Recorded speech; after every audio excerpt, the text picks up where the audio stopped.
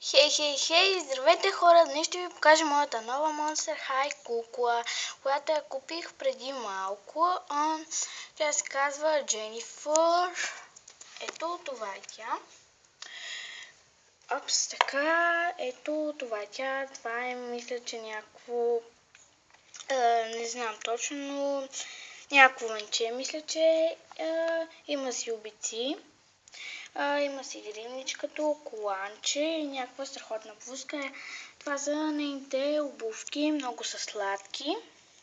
Ето. Така. Тя си има опашка. Ето я, тя се маха. И това е нейната прическа. Един завързан кок и малко пусната коса.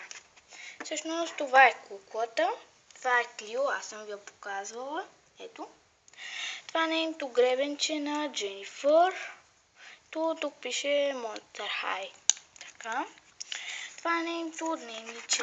Ето, това са нейни тоалети. Много са хубави.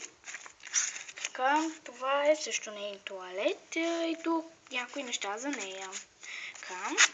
Тя си има куфърче, той се отваря папката на Клио, на Клео. Така, има си и Драко. Това е нейната кутия. Ето е тя, Дженифър от Скарис, т.е. от Monster High, логото на Monster High, много сладичко и тук пише Monster High. Нейната стойка не успях как да я направя точно, но стана някакси. Това са момичетата, Скелита, Клодин, Рошел, Джена, Фая и Франки. Това е пак Дженифър. Тук пише Monster High. Така. Ето, тук се вижда Дюс малко. Така. Всъщност това е.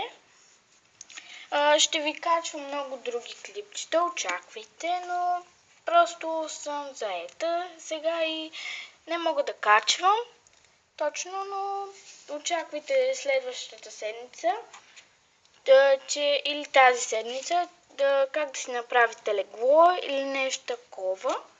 Добре, гледайте и другите ми клипчета, харесвайте и коментирайте и не забравяйте да се абонирате.